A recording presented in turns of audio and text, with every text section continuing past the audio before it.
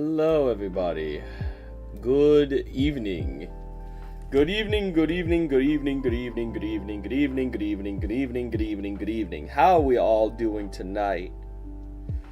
Alright, so.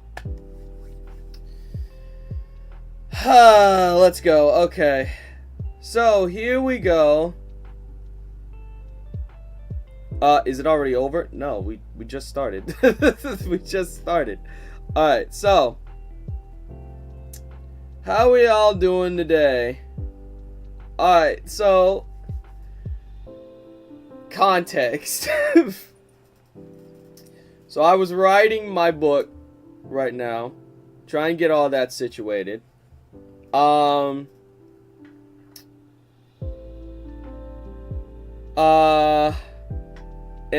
Yeah, bullshit happened.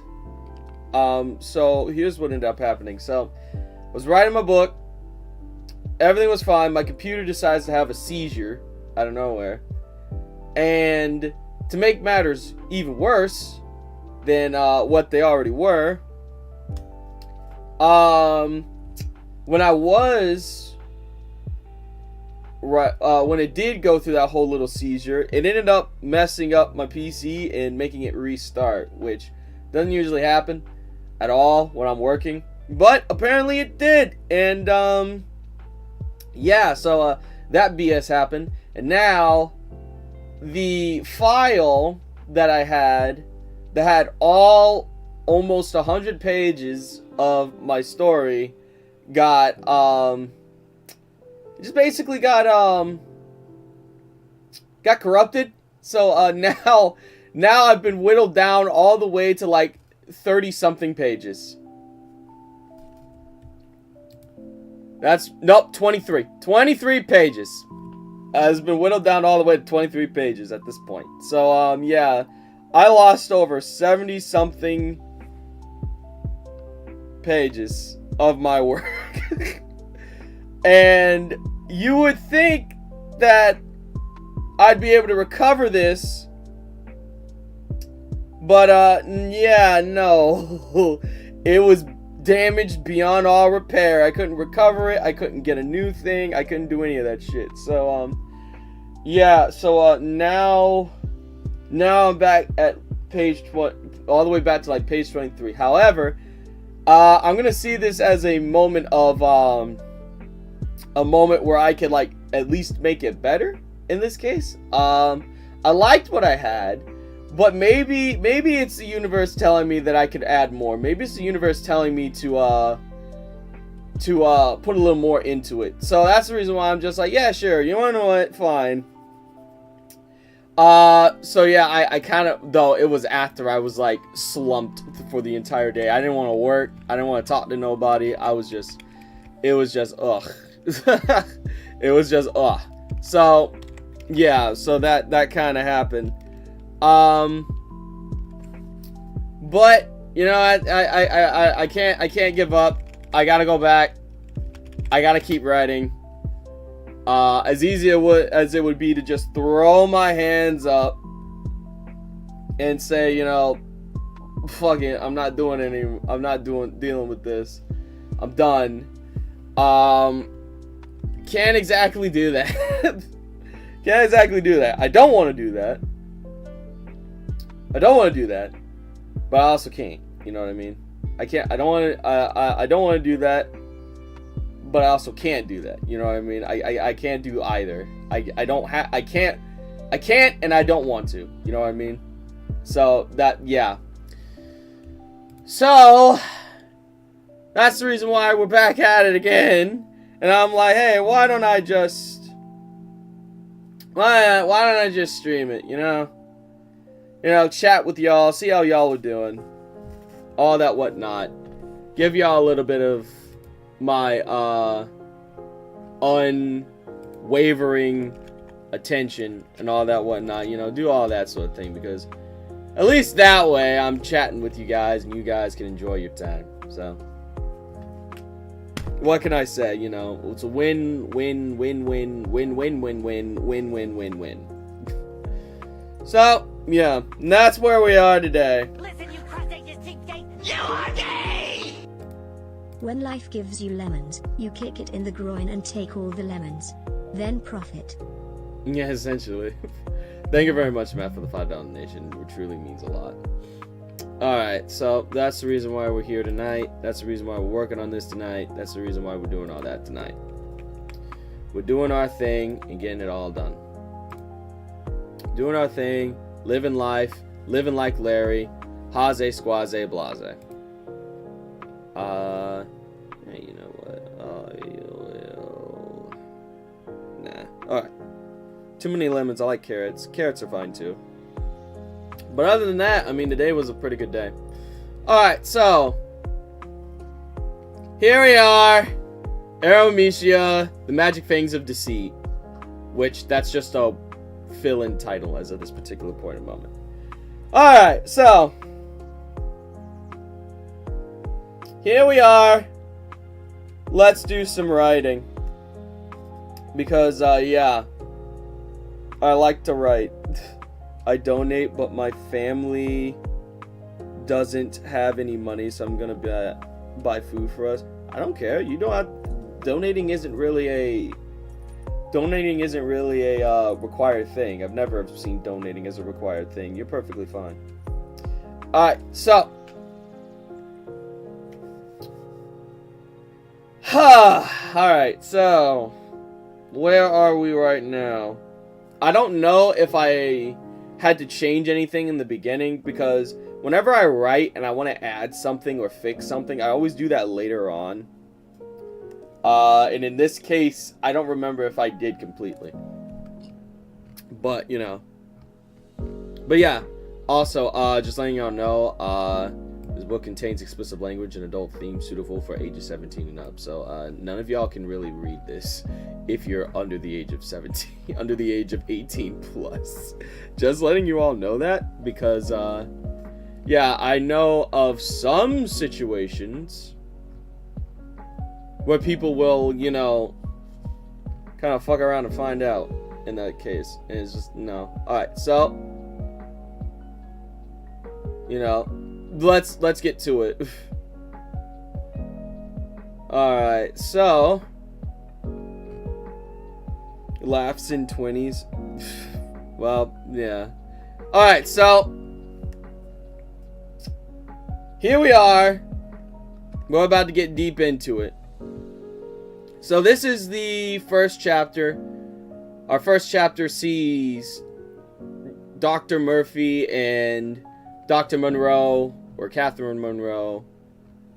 They're trying to figure out how to utilize said pedestal, but they end up getting stopped or hit in a roadblock because they can't figure it out. And they basically state that right now it's a bad idea. This is bad because if they don't figure it out, there's a chance that they may get offed by the underground government scientist ring. So they're in trouble. Also, yes, I do format my books after I'm done with writing it, because when I try and format my books while I continue, or while I write, it takes up too much time and it messes up my flow. So ignore the fact that there aren't any indentions. Alright, so well, it's like I did read the one part in the first book with the knight, and I know what you mean. I got you. Alright, so if you consider having a silver shroud scenario in your human and the hellhound for dramatic effect when you go head to head with that assassin again. Not really, no. I have a question. What would happen if Zach looked like an Autobot for Transformers? He would look like a Autobot for Transformers, so. I hate to leave, but I respect your wishes. Alright, Zane, thanks for popping in then. Alright, so here we have, we move back to the original, team. We got Cole here, our main protagonist. And our main protagonist here is essentially being taught the ways of swordsmanship a little bit more than what he did before. Now, in the first book, he was kind of a good swordsman for the most part. He was good enough, at least. But now here, he's kind of being taught a little bit more. You know, being given a little bit more of a a little bit more of a boost in his knowledge as of right now. So, and who else to teach him than the captain of the Royal Guard, Venezia, which, if nobody knows how Venezia looks, that's perfectly fine, for I can help with that. Also, I didn't realize that the music I chose was only 12 minutes. Hold on just a second. Alrighty. Always room to learn something new. Exactly. All fun and games until someone loses an arm. You're not completely wrong there, honestly. Alright, hold on just a moment.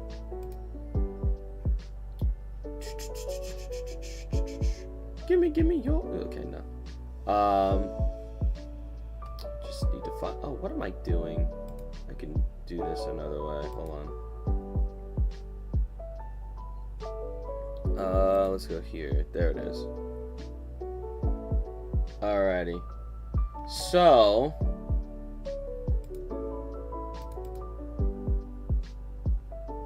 Here we go. So as people already know from like art that I've shown off and everything of like that, did you see the new art Mortal Kombat 1 trailer for Conan? Yes, I did, and it looks pretty good. Also, hello Miguel, how's it going? Alright, so for anybody that is unaware, this is Cole. This is Cole, full name Cole Thornton. Now, this isn't his original form. His original form is interesting. You see, his original form is human, you know, but after getting sent into this new world being Aromecia, he gains this new look, which I actually have the finalized look for the main four that is being introduced here now. So, this is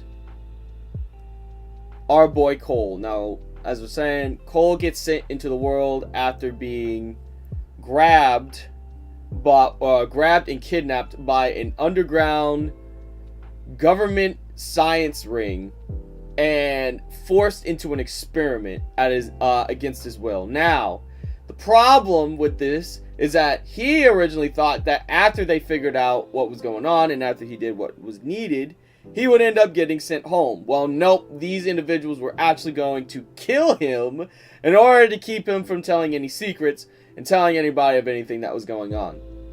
Well, the pedestal ends up talking to him, essentially showing him what was going on and what they were hiding in terms of what they were going to do to him. And then afterwards, it tells him, yo, say the word Aromecia, and you will essentially be sent to this new world, and you won't have to worry about nothing. You'll be okay. Standard evil company shiz. Exactly, that sort of thing. So, he does such a thing, and he gets sent into the world of Aromecia. However, upon getting there, he tries to go back to his original world because he's just like, I don't know where I am. Let's try and go back. Well, the pedestal doesn't send him back, and to make matters worse, he accidentally sets it to explode. Once it explodes, he ends up getting thrown back into essentially a grassland. And yeah, he turns into this. He ends up getting turned into a kobold. And that kind of comes with all the things and problems where kobolds are concerned. Yeah, that's the problem. So I won't go too deep into everything that happens, but I will say that what ends up happening but I will say that he ends up going into a kingdom, ends up seeking refuge thanks to a bat bestial, which bestials are essentially people, or essentially humans with animalistic characteristics, such as furries in this case.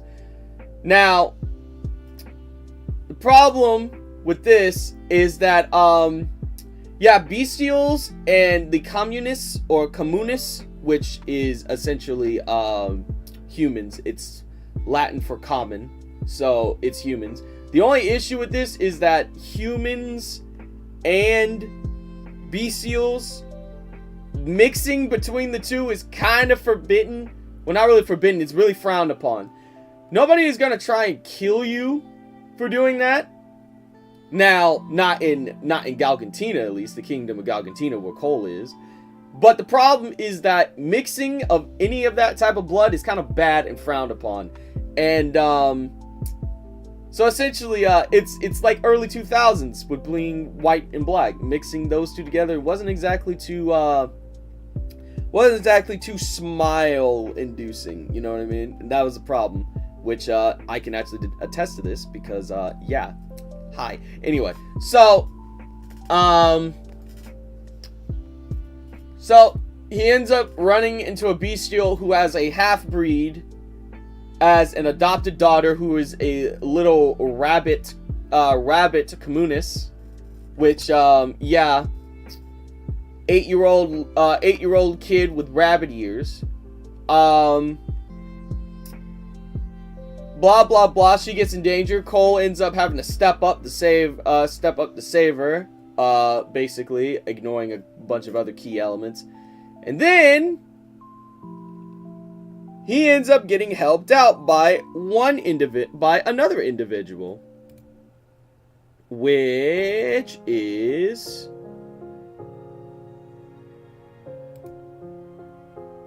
if we just take a second, if this thing could just work with me for a second, which is this lovely lady. Now this rabbit, yes, rabbit. The rabbit is fine though. The rabbit got injured a little bit, but she's okay. She got patched up and she's good and ready to go. All right, so then we have this money. This individual. This also, hello, Lego Roberto. This is Venezia. Venezia is a bestial.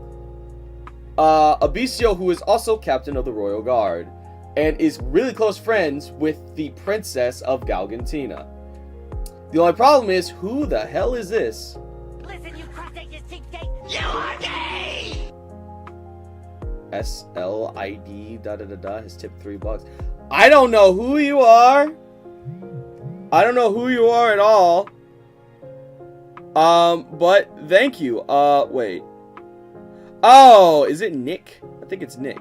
Well, regardless, thank you very much, Nick, for the $3 donation. It really means a lot. Shit, I gotta change the little thing here. Hopefully I don't lose my train of thought. That's the wrong one. Let's see. We put, it's now 18. Okay. Alright, so Venezia was the woman a jerk, Masky? Yeah, was the woman a jerk? We have this lovely lady right here. This is Venezia. Venezia is the captain of the Royal Guard and is known, really well known to be very stoic and very no nonsense. However, she can be flirtatious and teasing like amongst the right company. Also, hello, Dylan. No need to worry. You're right on time. So she ends up essentially helping him out and is assigned by the Princess of Galgantina to help him out in destroying all the pedestals, because if they allow the pedestals to keep going and the scientists from his world, which is known as Gaia to them, if they end up knowing about how to use the pedestals, another civil war could happen between the two worlds, and that's not good. So they're like, okay, time to go and fix this. You two go out into the world, destroy all the pedestals. Cole is the only one that could utilize the pedestals at this particular point in moment. So yeah, you're kind of roped into this at this point. He has no choice because the pedestals are his only way back. So he's like, all right, fine. But in the back of his mind, he's like, my main goal is to get back home. If destroying all these pedestals, yeah, that's well and great, but I just want to go home. I don't really give a shit about all this that's going on. So they don't go alone, however. There's one other person that goes along with them. One other person that has to help them all along in this little adventure that they got going on. And who is this person, you may ask? This guy is named Gabriel Crozen. Gabriel Crozen is a very special case due to him also being a half-breed. He's a half-breed between a communis and a bestial, being a dog bestial. So he is very dog-like, very heightened sense of smell, pretty good at digging, and yeah, he's just that guy. He's like ray of sunshine mercenary. Now, the interesting thing about this little guy, this little man's man over here, is that he's very close friends with Venezia. They've known each other for a very long time. For what reason or how long or what has happened between these two, we don't know. However, well, I know, but you guys don't know. However, this guy here, probably one of the best man's dude bro friends you can have, due to him not only being a ray of sunshine, but also being loyal to a fault. That's that golden retriever energy that's inside of him. Anyway, but yeah, blue hair. Oh shit! Listen, you cross-ages cheapskate! You are gay! That was me. Yes, that was me. Sorry to hear. Also, I just realized the little thing isn't like saying it. That, yes, Zach, that was me. Sorry to hear about your computer and kissing your pages. Technology can be the best. Hope this makes you feel better. Cheers. Shit. Oh, you didn't have to do that, man. Thank you. Thank you so much. Really means a lot. Damn.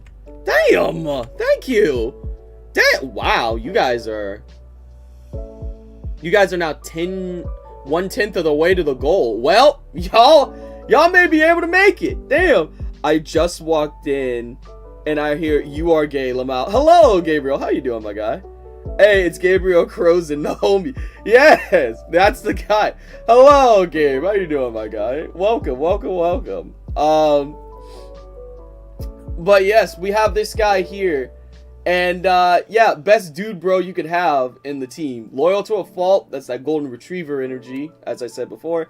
And he's just always there. He's just always there to help out a buddy, always there to help out a friend. However, he does have some deep issues that he hides with his smiles and with his jokes, though. What are they? Well, you'll have to find out. But as the three go out, they go out and search for the other pedestals. And their first stop is in the second book, which is what we're working on writing right now. So yeah, I'm insanely sick right now, but happy to be here, Lamal. Dude, you should be getting rest, my guy. God damn. Make sure you get some rest, dude. Don't stay up too late. It's already past midnight. I forgot to tell you, I started reading it earlier this morning. Oh damn, really? Whoa. Well, that's great. I hope you enjoy it. I had another person saying that they started reading the book as well. So I'm happy that more people are reading the story, because this is probably one of my biggest passion projects, is me actually creating a full-on novel. My plan is to rival Game of Thrones. Don't know if that's a high bar to jump over, but I aim high all the damn time. This book will be so insanely great that I'll have animes and games and stories and all that being made. It would be great. Have I seen Ed, Edd and Eddy? Yes, I have seen Ed, Edd and Eddy. So yes, so that brings us to here. You can do it. I'm enjoying it so far also. Hell yeah, that's what I like to see. Thank God. I knew that people would enjoy it, but you know, there's that little there's that little tinge in the back of your mind, you know what I'm saying? Alright, so we're back at it again in the book, and they stop and they have a little bit of time to themselves. Let's see. Venezia, as you see here. Oh, I did change a couple, or forgot to change a couple of things. Yeah, in this, I may have changed a couple of things in the front, but it's just like, you know, it's just, you know, I'll get to there. Again, the book got ruined and I have to go all the way back from like 100 and something pages to now 23. Who knows? Maybe this is just a sign to put a little bit more into it. So, as they go on, blah blah blah. She makes a little joke to him, saying how him not being super cocky and being more humble makes him charming, blah blah blah. Sparks. And yeah, Nick Cameron, hello, what are you doing? I am doing a sneak peek. We're writing a bit of Aromecia book 2 tonight, giving y'all a little bit of a sneak peek of what I usually do throughout the day and throughout the morning, as in work when I'm not doing my day job. So, you know,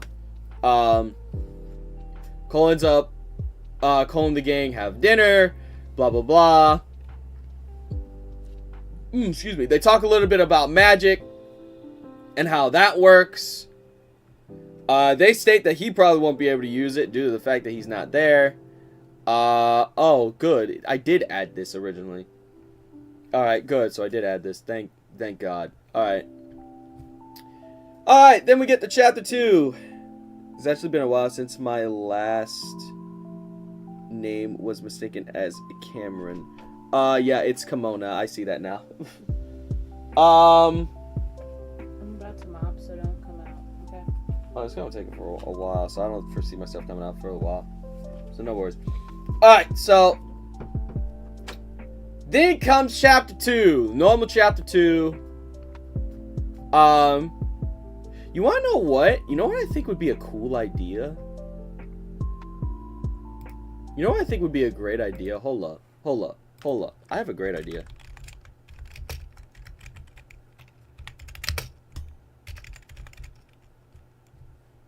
Hold up. I have a great idea.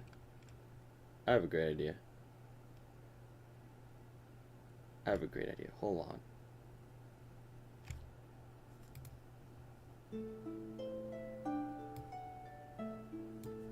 Alright. You know what would be a better idea than just me,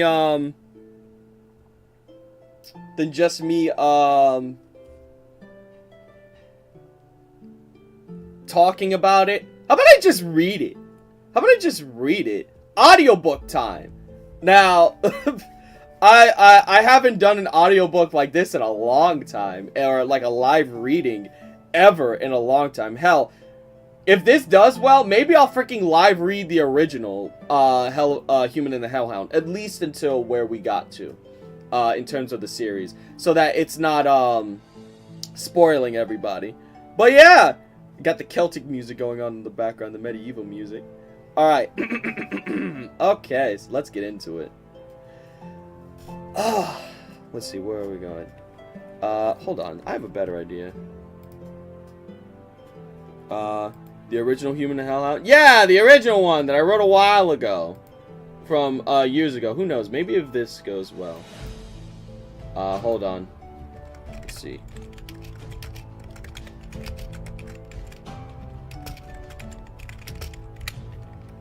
Let's see. And there we go. Best way to do it, poll. Alright, there we go. There's a little poll. I mean, I know what I'm gonna do, but still. Alright, so let's see what we go. Let's see how we're going here. Also, this may not be the only book. Actually, no, this isn't. This isn't going to be the only book I'm going to read, or write. I may end up writing another one that's more romance-focused and is more sci-fi, with, like, planets and aliens and all that whatnot. It'll still be a romance story, but it'll be, like, one of those interesting things like that. You know, it'd be a cool little thing, you know. Of course, this is going to be an adult fiction, because that's the publisher that I work for in terms of, like, writing. But I'm thinking about doing like that and have like interspecies stuff going on with like aliens and then the main chick and all that whatnot. Just be interesting, you know, that sort of thing. I think that would be fun. I'm actually kind of working on that one as well on the side. So you know, I'll be doing that here fairly soon. So yeah, hope they will give you good cash.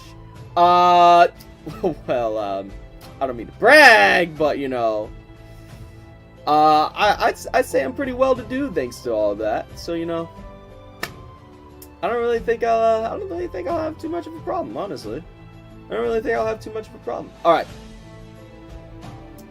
So let's see, and I'll end the poll within the next few minutes. Also, let me turn on this music just a smidgen. There we go. That way y'all can hear me a little better.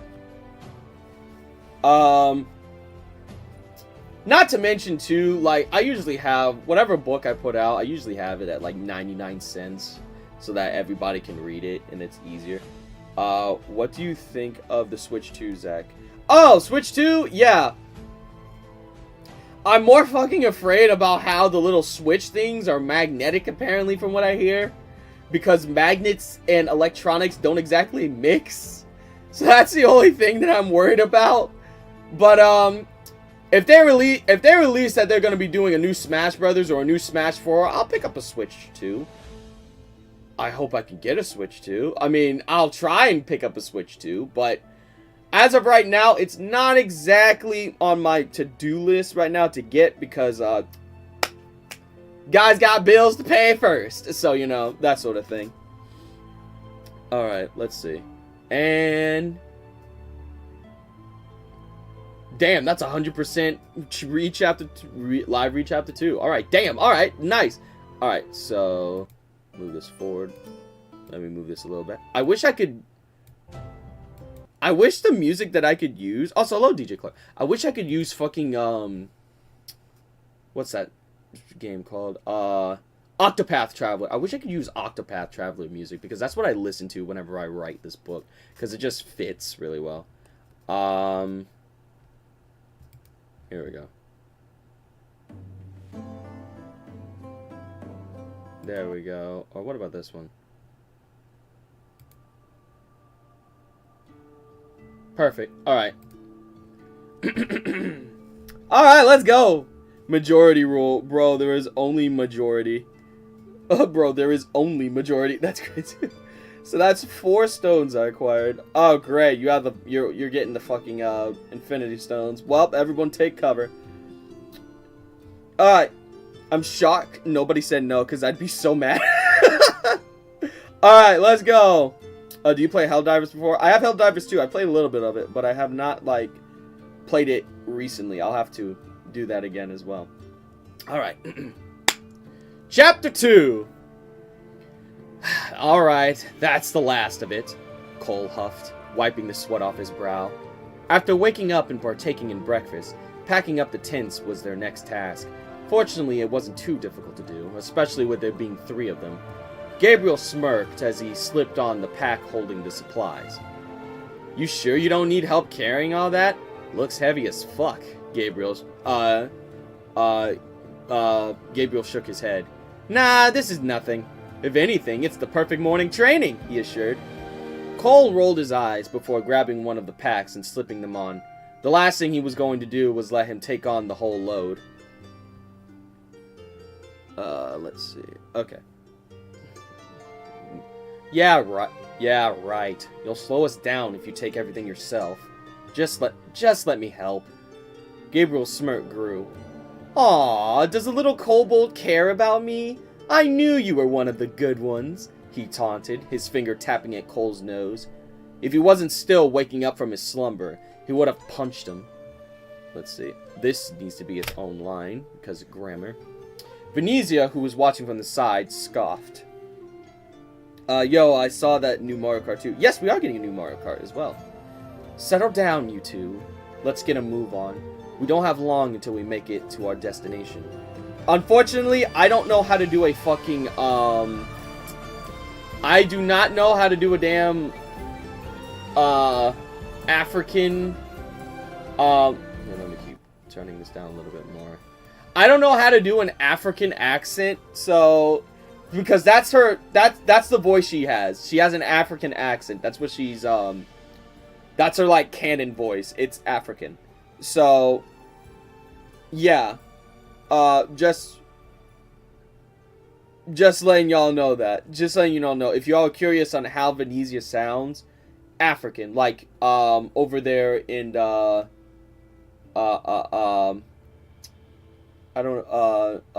there in, like, West Africa. Will the original Switch play the games on as Switch 2 as well?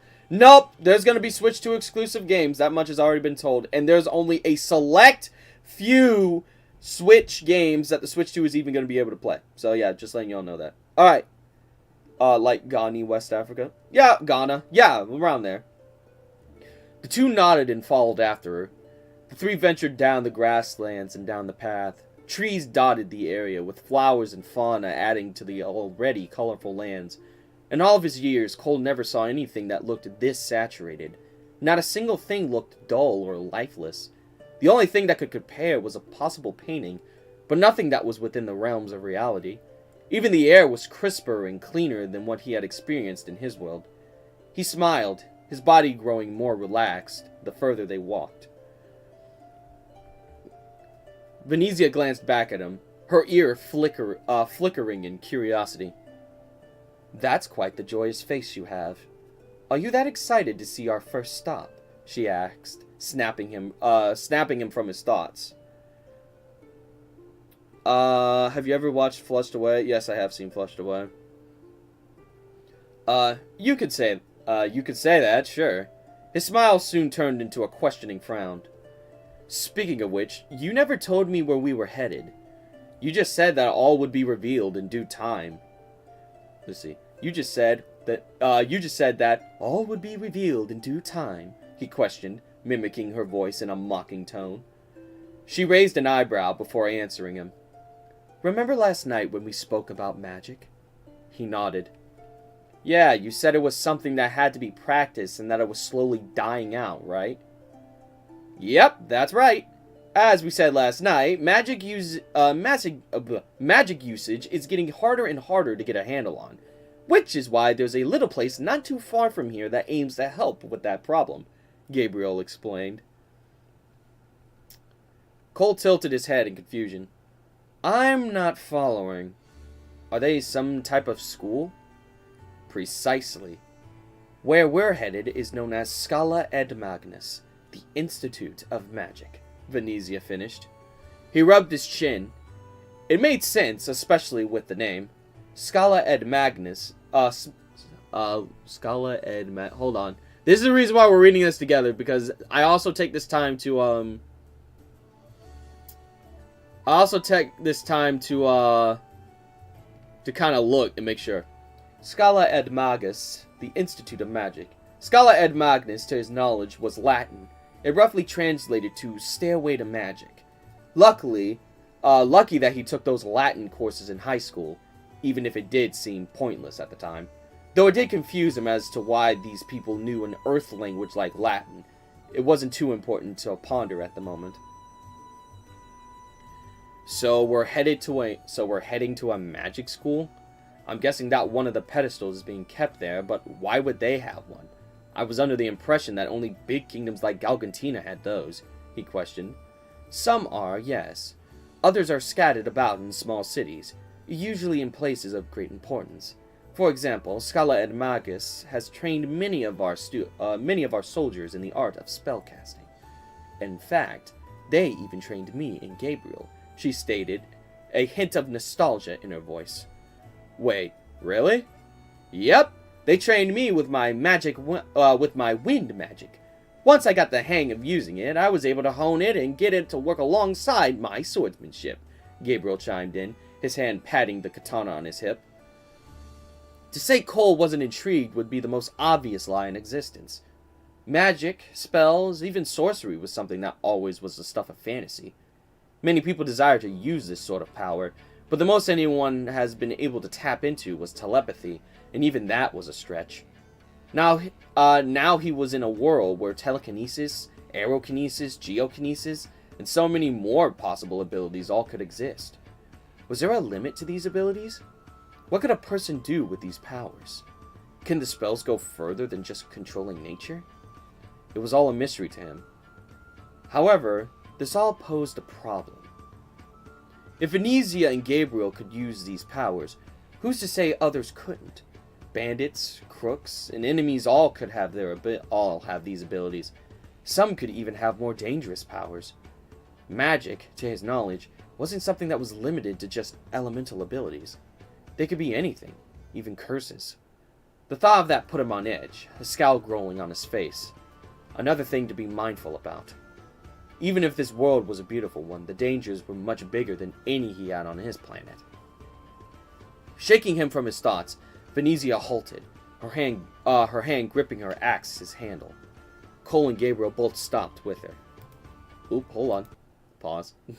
Here's the reason why. I don't remember this story by J.R.R. Tolkien. Who is J.R.R. Tolkien? That sounds familiar. Hold on. I need to look this up real quick. Hold on. J.R.R. Tolkien. Who the heck is J.R.R. Tolkien? I'm interested. John Ronald Reuel Tolkien. Oh, he wrote Lord of the Rings. I knew it. I knew it. Yep, he wrote Lord of the Rings. I thought that was the case. Alright. Hold on. There we go. I had a feeling that was the case. I knew I wasn't wrong. We don't judge Zach, my man. Oh my god. Lord of the Rings, yeah. I knew it. I had a feeling that was the case. Is Zach reading the Lusty Algrodian, mate? No, Dylan. This is Aromecia. This is my book. Although I feel like you knew that already. Alright. Let's see. What's up? Something wrong? Cole questioned, his hand hovering over the hilt of his blade. Her ear twitched while Gabriel's nose perked up, his eyes closed. He sniffed the air, his heart beating at a relaxed pace. Hey, Van. I'm picking up something. You smell it too? She nodded, her ears lowering, then rising. Her nose twitched, and within the next few seconds, her brows furrowed in determination. Scatter! She bellowed. With guards raised, the three jumped in different directions, not even taking the time to ask why. As they all leapt away, almost instantaneously, a large ball of fire slammed into the ground, leaving a large charged spot where they once stood. You see, this is why we also read, because I can pick up mistakes. There we go. Cole's eyes stared in disbelief before morphing into a look of anger. He quickly drew his sword and readied himself for whatever was looking to fillet them. What was that? Magic? He mumbled, his eyes glancing every which way to find the assailant. Soon, the sound of footsteps grew louder as a lone figure walked through the smoke. Huh. Here I thought I had the drop on you three. Guess I should have expected a bestial to sniff me out. A female voice taunted. We need to make that a proper noun, so it's capital B. Oh yeah, sword time. Sword time, yep. State your business with us, assailant, Venezia commanded, her hand drawing her battle axe with an impressive twirl of her wrist. The woman soon found her way out of the dust, exposing herself to the three. Her hand brushed the soot from her dress, her large hat shielding her face from the sun's rays. She brushed her dark brown hair from her face, her lipstick-coated lips twisting into a snarl. And this is where I can show off the newest character that was... the newest character whose design had been finalized. Which I'm fairly certain that if y'all have seen the, the channel, whatever, y'all will know who it is. Gentlemen, this is Britta. What is the episode? Oh, don't worry about it. This is Britta. This is Britta. Britta Farrellance. So, yeah. This is Britta Farrellance. Her design has been tweaked. So she doesn't have a dress at the moment. She has more of a... Her outfit is more workable where adventuring is concerned.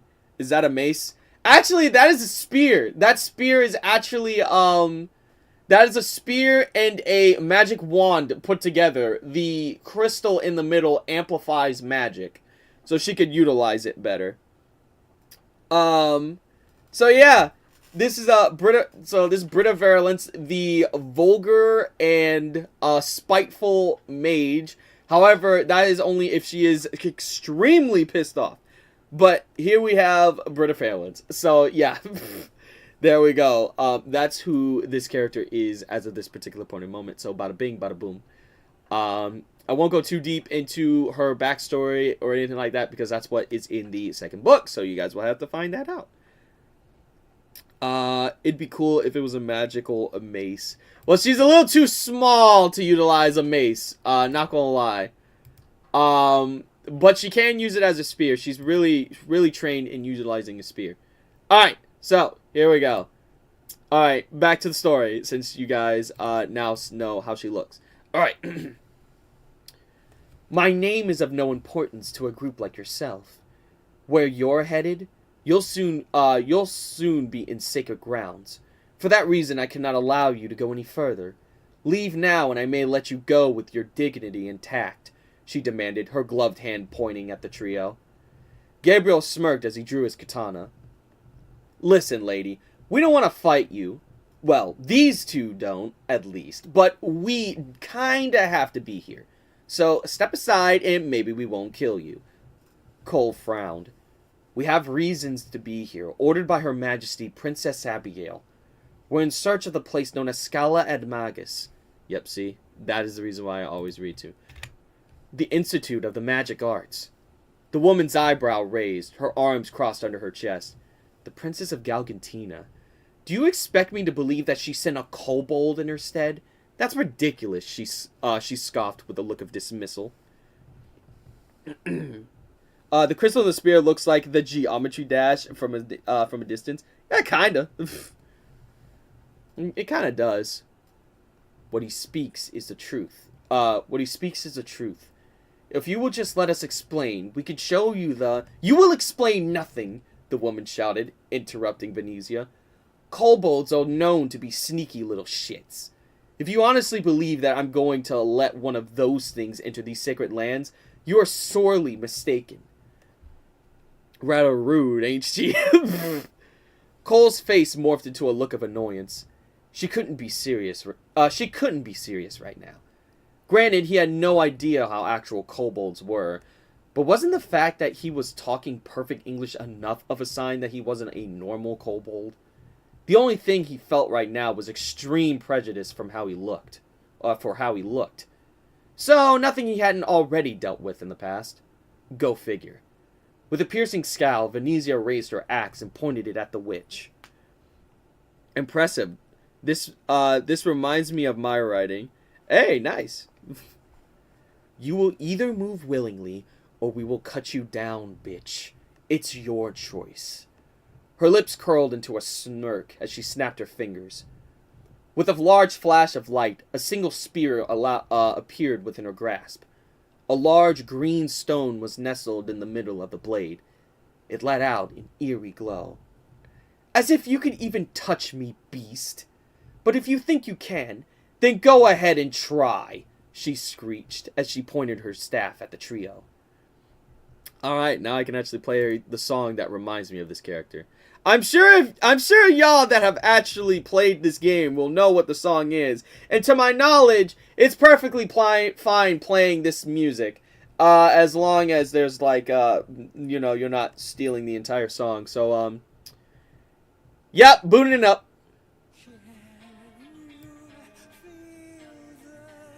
Yep, we got Guilty Gear music going on. So, yeah, why not? Alright, the stone glowed in almost blinding bright light. Hold on, let me turn on the repeat. The stone glowed in almost blinding bright red, magic swirling around the blade with a dangerous vigor. Before they knew it, the stone flashed and a large ball of fire burst from the stone on a collision course towards the three. Cole and Gabriel instinctively jumped away, but Venezia stood firm. With a flick of her hand, the ground split and shot out, acting as a shield from the blast. It crashed into the makeshift wall with an echoing boom, the flames shooting in every direction. Using this as her moment to strike, she circled her finger on the wall and slammed her hand in the middle of it. Magic surged within the stone, and in an instant, it crumbled into a multitude of dagger-like shards and zoomed through the air towards the assailant, Eno. Yep, that's the one. Good job. Haha, I have a Guilty Gear fan in here. Let's go. Cole watched in awe. With the speed that attack was going, there was no way she could dodge it. It was surely to hit. And hit it did. However, not in the way they were hoping. As if hitting a wall, the shards each collided into something intangible, like a barrier. All that was left were small pebbles and dust. The attacker snickered. Neat spell.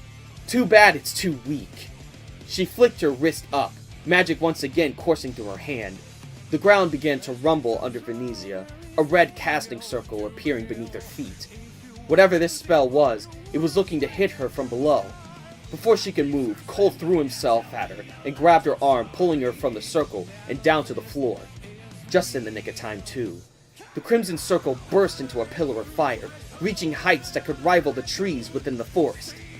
Cole groaned as he stood to his feet once more. Talk about a hot-headed bitch! You got anything else than just a bunch of flames? He shouted.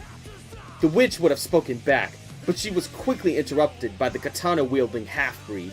He quickly stepped into her range and swung his blade. It slammed against the barrier with a loud clang, leaving her unharmed, and him with a confused look. The hell is this? A barrier? He growled as he swung his blade again. Strike after strike, they were all bounced away. It was a futile attempt, and she knew it. She chuckled menacingly. An easy spell. To many, such as yourself, this would be broken with enough force. However, you're dealing with a much stronger mage than you can imagine, she boasted. With a quick lunge forward, she slammed a palm into Gabriel's stomach, launching him back towards the trio. Venezia, using her body, caught him before he hit the ground, keeping him on his feet. You alright? She asked, to which he nodded. Cole glared. Something about this witch didn't bode well with him. How did she get close enough to touch him? If she had a barrier, then wouldn't he have been pushed back? Yet she was able to get within a close range to touch him. His eyebrow twinged with intrigue. Perhaps there was a way to bypass her barrier. He quickly braces himself, his head whipping towards Venezia. Van, cover me, he shouted. Before she could even process his command, he sprinted towards the witch with full force, or full speed, his sword prepped for an attack. She only shook her head, her fingertips glowing a dark red. She threw her hand forward, shooting small firebolts toward him at breakneck speeds. Cole, using whatever energy he had, dodged and rolled out of the way of each attack. His eyes watched her movements, studying her powers and spells for anything that could tell him how it worked. Yet again, the spell didn't hit the barrier. Something seemed to always be there. Something that seemed to always be there. Yet when she attacked, it would appear. He took a deep breath, and as soon as his foot hit the ground once more, he lunged towards her at full force. Her eyes glared towards him, her hand once again illuminating before she shot a large bolt towards him. Cole, using his momentum, slammed his blade into the magic attack, blocking him. He was finally enraged. He quickly threw his leg forward and, to his surprise, it collided with her stomach, knocking the wind out of her. Her body flew backward a good few yards, but with a graceful roll, she landed on her feet, her hand bracing herself against the ground. Cole smirked, a dark chuckle escaping his lips. Did Shadow do a cameo with that flame comment? Yeah, essentially. No mercy. That's crazy. I see now. Looks like your little barrier trick has a small caveat. Block increased 100. Okay, I love the Skyrim reference. Excuse me? What are you implying, freak? She spat.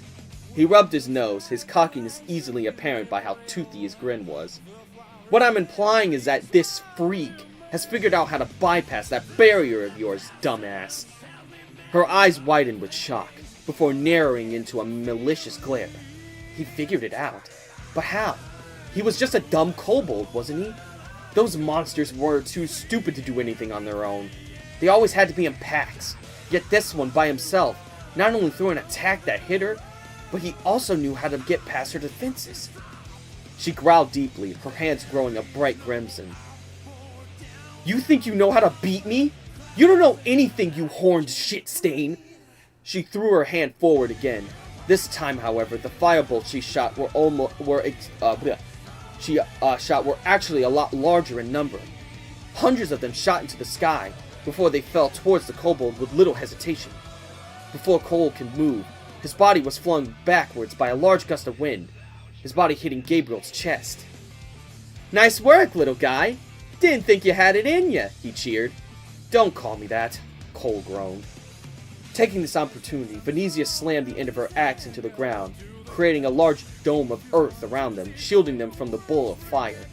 She huffed as she knelt next to the two. "We need a plan to take her out now. We've been lucky for now, but sooner or later, one of our attacks is going to hit," she huffed, her brows furrowed. Cole smirked as he brushed dust off of his shoulder. "I know how to knock her down a peg. Her barrier's strong, impenetrable even. However, that also goes for her own attacks as well. She can't throw out a spell or even a slap while her barrier is up. It just bounced right back at her." The two stared in shock. It made sense, yet at the same time seemed too simple. Gabriel rubbed his chin and thought, his left dog ear twitching. "So basically, we'd have to pull off a counterattack. That doesn't seem too hard." "She'll have her guard up by now, though. She won't let us get close enough to attack." Let's see. Yeah, I already said we need a plan. We need to remove this, she muttered. Cole's eyes closed. She can learn earth bending? She knows earth magic. That's her main usage of magic. She specializes in earth magic. Venezia does. Cole's eyes closed, his mind playing back every idea he had. There had to be something they could do. Some way to make her lower her guard for a split second. Attacking from above and behind was out, since she could initiate the barrier almost instantly. So, that only left one thing. His eyes shot open, a grin poking through his lips. "Hey, Gabriel, you're a dog half-breed, right?" he questioned.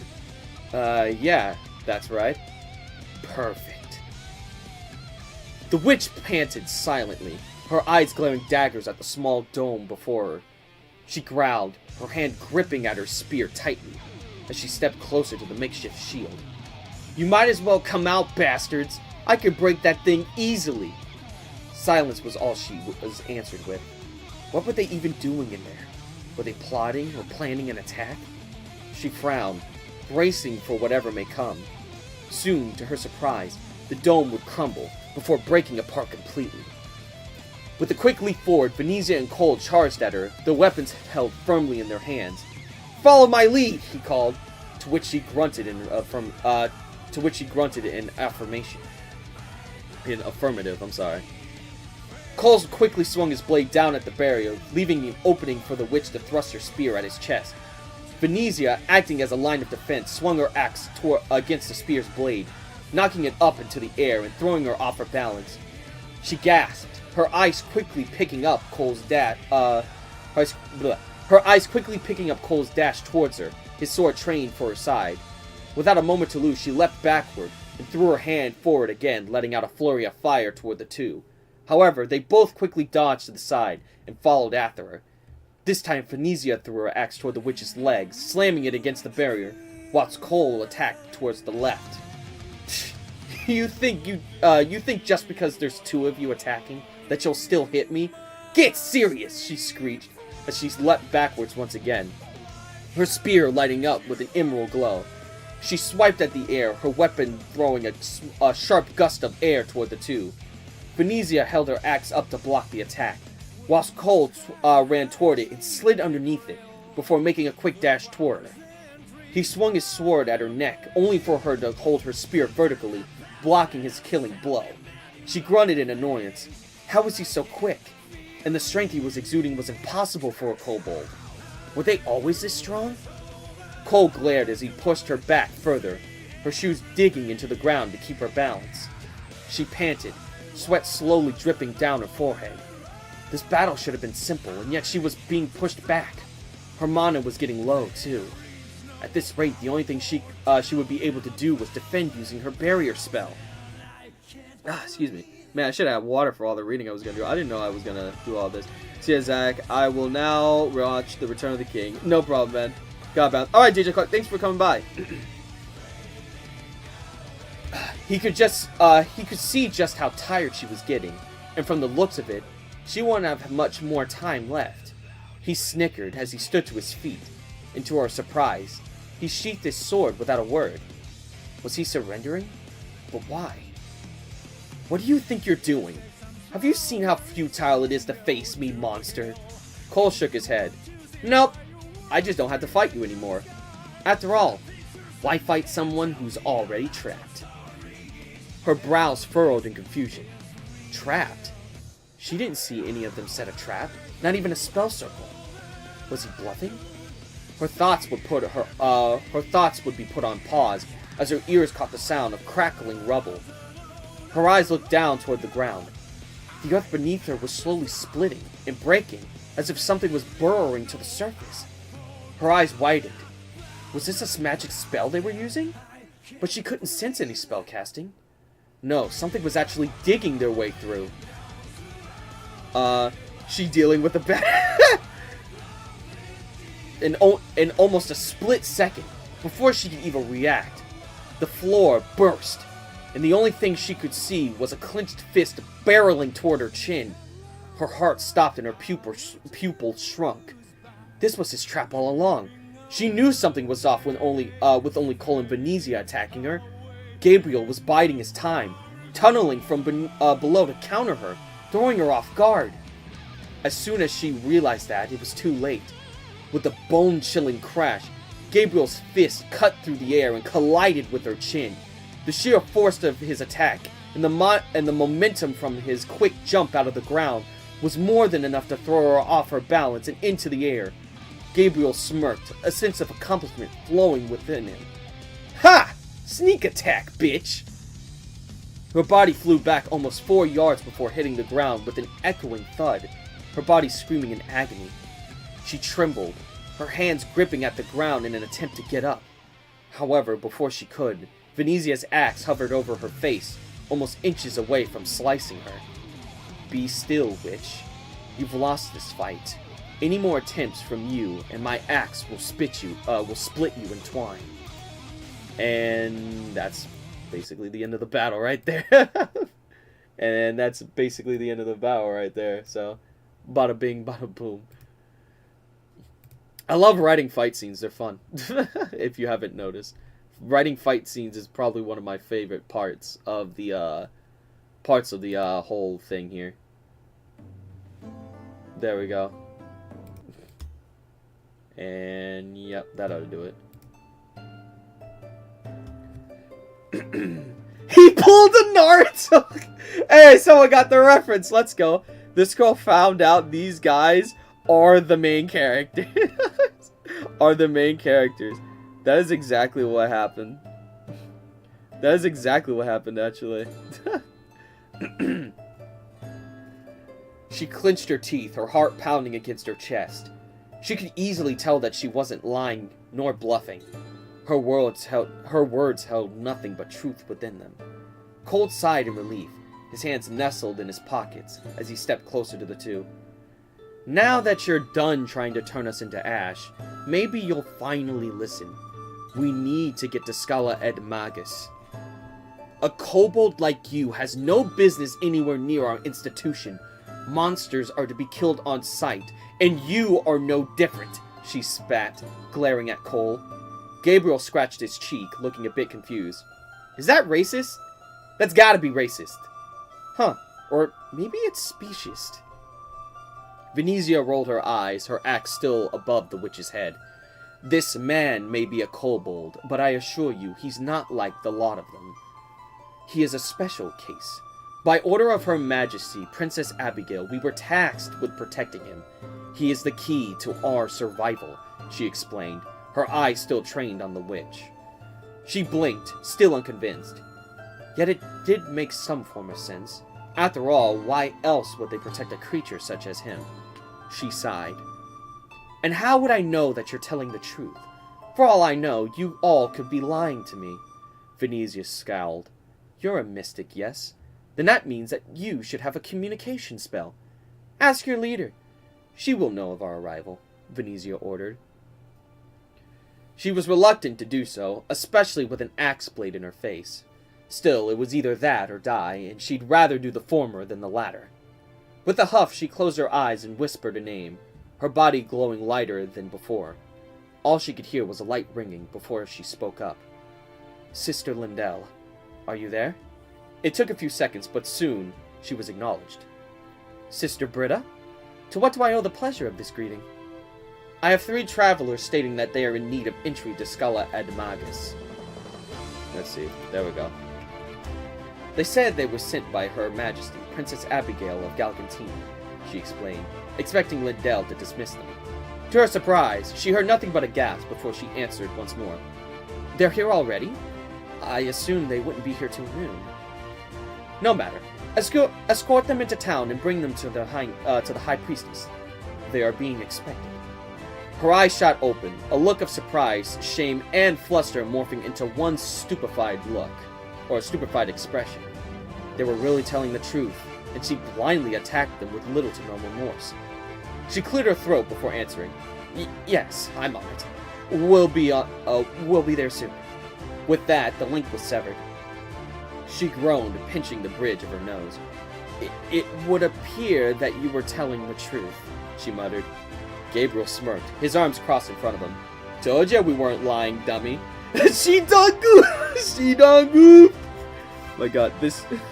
Oh my god, she did done goof. She done goofy goobered. That's an epic battle one. We need something a little more... Yeah, that'll work. She growled, pushing away Venezia's axe and standing to her feet.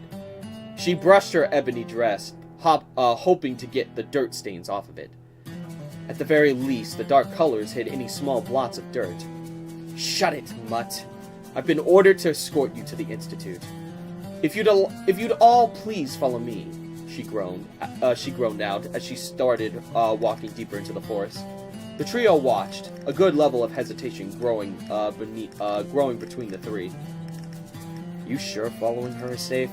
She could try to fry us again. Cole muttered an expression, an eyebrow raise. She would be a fool to do so. To go against her leader would essentially be treason. She has her hands tied now, Venezia answered before following her. Cole and Gabriel both shrugged and continued after her as well. As they walked, the silence grew with a hint of tension. It was as if none of them wanted to let themselves state any more than what they already had. In fear, yeah, that should be in fear instead of in few. You see, this is what happens when I write too fast. In fear of them letting something out they shouldn't. Perhaps that was the issue with following one's past attackers. However, the added peace and quiet gave him the opportunity to fully observe her. Her skin was pale, with little freckles dotting her face and whatever bit of her arms he could see. Her hands were covered with long gloves, and her ebony dress hid her dark shoes. From the way he saw it, she looked exactly like the stereotypical witch character in an RPG. The hat only added to that assumption. So, you got a name, or are you the type who is just known as the witch? Cole questioned. She looked back at him, a look of disgust on her face. If you must know, creature, my name is Britta. Britta Farrelance. Yep, Farrelance. He chuckled, giving her a wave. Pleased to meet you, Britta. Sorry about the bruises, by the way. Didn't exactly give us much of a choice there, he mocked. At this point, he was just rubbing salt in the wounds, to which she could tell that was the point. With a huff, she looked away, doing whatever she could to keep her dignity in check. Gabriel cleared his throat. Yeah, I don't think she likes us very much, he whispered, hoping his team would hear him. Well, would you be looking at someone with a hearty smile after they bested you in battle? Venezia asked, her eyebrow raised. Gabriel nodded in understanding. Whatever the case, they all at the very least got out of that battle unscathed, save for a wounded pride. The mission was still in full swing, and from the way it was looking, it would seem to be fairly simple as well. Once they got to the Institute, everything would fall into place with little to no effort. And there we go. That's chapter 2. To be fair, she did attack first. Ask questions never. Yeah, essentially. And there you go. That's chapter 2. Wow, the song's ended at a perfect moment. That's chapter 2. Yeah. I had a lot of fun with this chapter. If you haven't noticed, I enjoy putting references in my writing. Sometimes references from anime, sometimes from other books and all that whatnot. Chapter 3? Chapter 3? Yeah, there's chapter 3. Chapter 3, this is where the book messed up, is when I was writing chapter 3. It literally stopped right at the end of chapter 3, apparently. So yeah. I don't mind reading chapter 3, but it's not complete. That's all I'm saying. Chapter 3 is not complete as of this particular point in moment. So I'm just making you all aware of that right now. But if you don't got a problem with that, then that's perfectly fine. I'm not gonna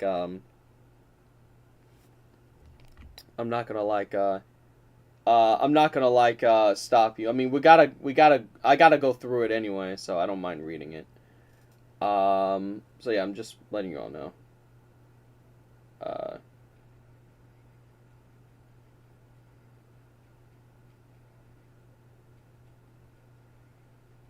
Hold on.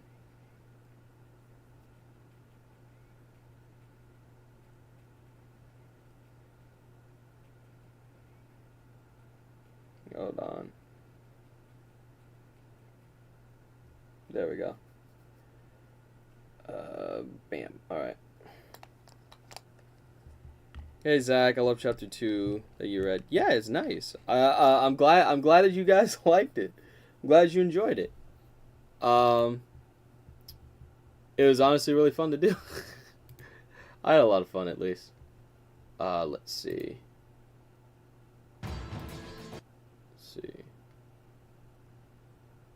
That'll work. Let's see. The hours passed, the sun high into the sky. From the position, it was a bit of time past noon. Throughout the entire journey through the forest, the trio's eyes never looked away from the witch, now known as Britta. She could feel their eyes staring daggers into her back.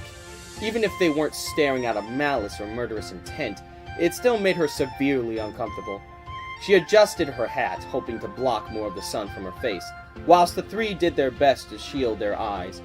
A grassland may have provided more room to maneuver, but the downside was the huge lack of shade from the sun's light.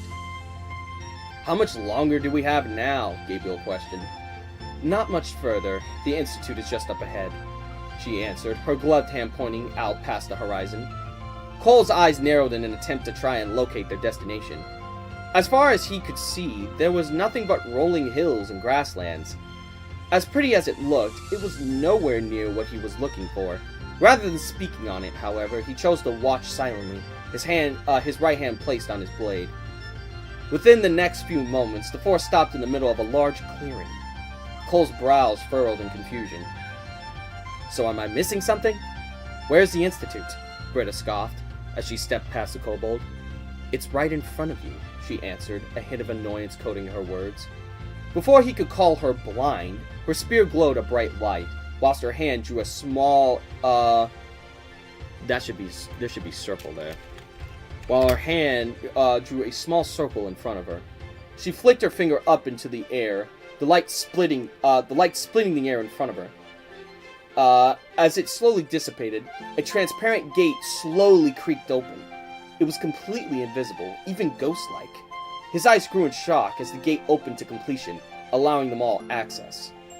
"Okay, that was unexpected," he mumbled as they all stepped through. Upon first glance, you'd see nothing but grasslands and fauna, but once inside, it all changed. The Institute, as they called it, looked more like a large city.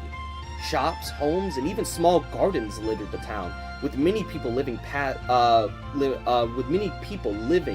the city walls. It looked similar to Galcantina, only this time, the town had significantly fewer species around. Most of the people looked almost human, with some having the same elf ears that Princess Abigail had. Impressed? These gates are only something that a mage can locate, let alone open. Anyone else who tries to get in will just pass through as if nothing was there. If you're able to get in, you can bear witness to the greatest city in all of Aromecia, Britta explained with a toothy smile. Gabriel smirked in response. For such an amazing city, they sure don't act like it, keeping it hidden like that, he taunted between chuckles. Cole scoffed in response while Venezia rolled her eyes. You know as well as I do that they keep it hidden for safety reasons.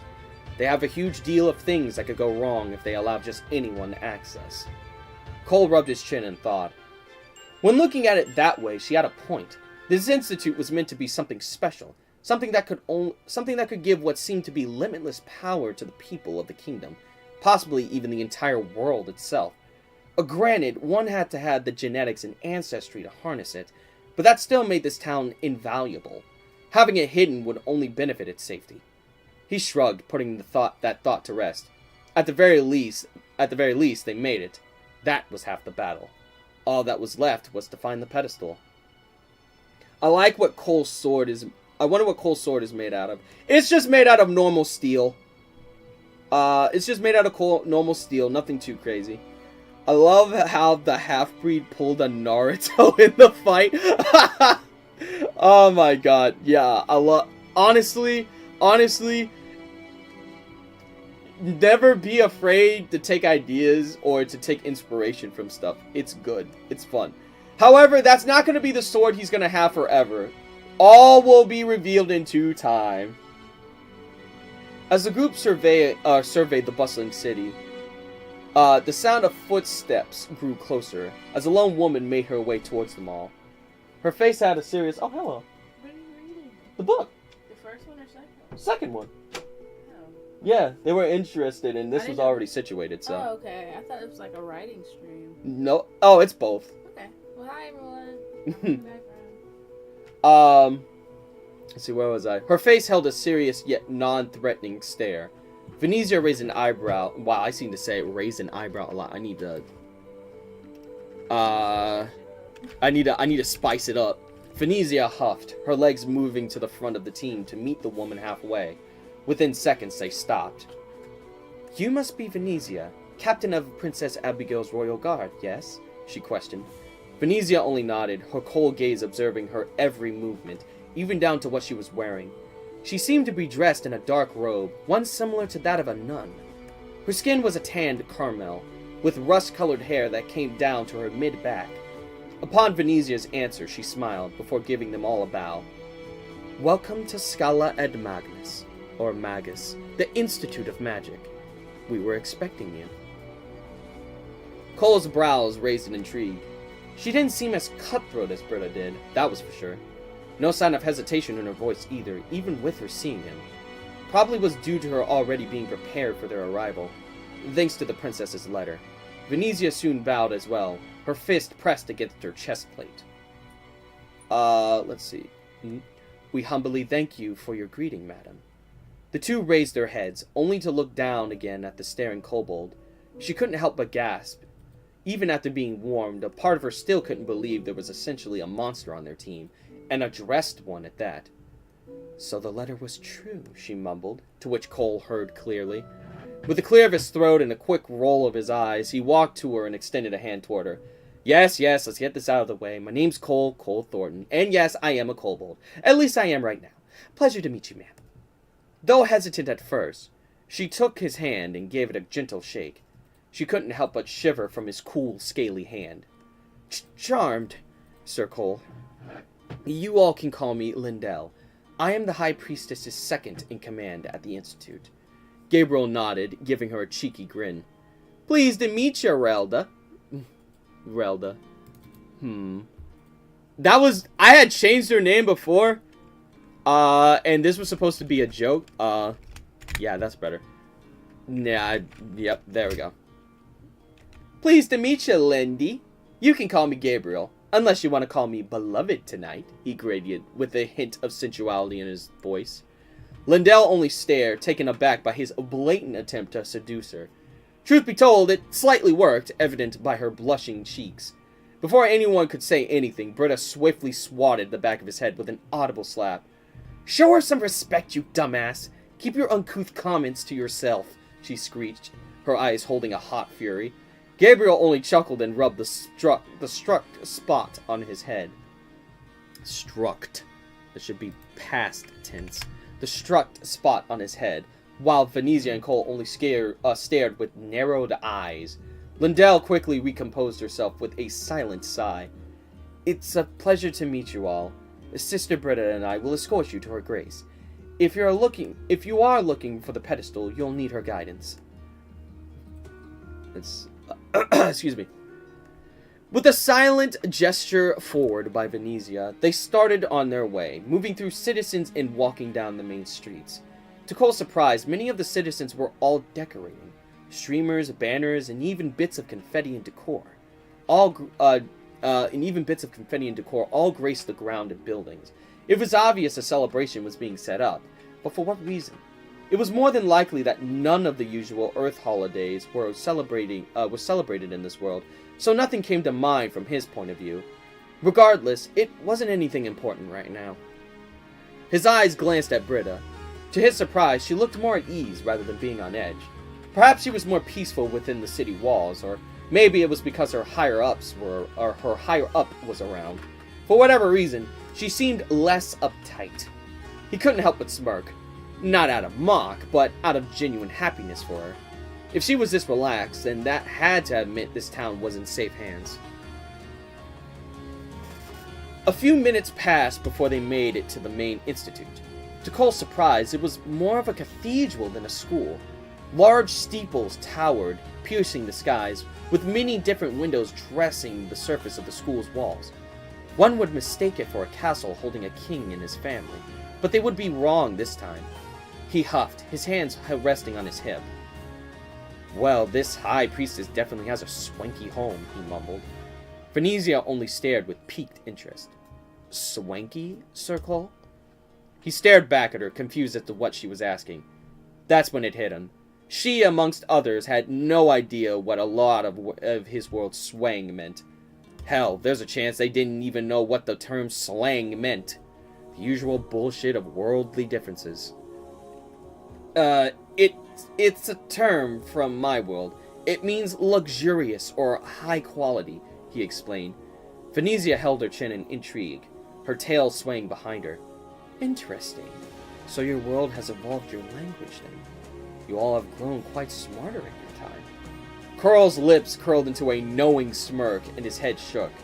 If only she knew just how much they evolved while also regressing as a species. From dumbasses trying to eat Tide Pods to asshats who recorded themselves burning paper in a supermarket. There were many things that could prove otherwise. Lindell tapped her finger against the door surface. To their surprise, the doors started to glow a bright golden light, before slowly opening before them with a large creak. She smiled with pride and gestured for them to enter. "Welcome to the Institute of Magic." Gabriel whistled in intrigue, while Cole observed quietly. The inside looked Victorian, much like Princess Abigail's castle. From the decor to even the floorboards, it was all something he had seen in history books from high school. As he stared, Britta walked past them towards a large staircase, her eyes glancing back at them. "Sister Lindell, you said that Her Grace desired to see them, right?"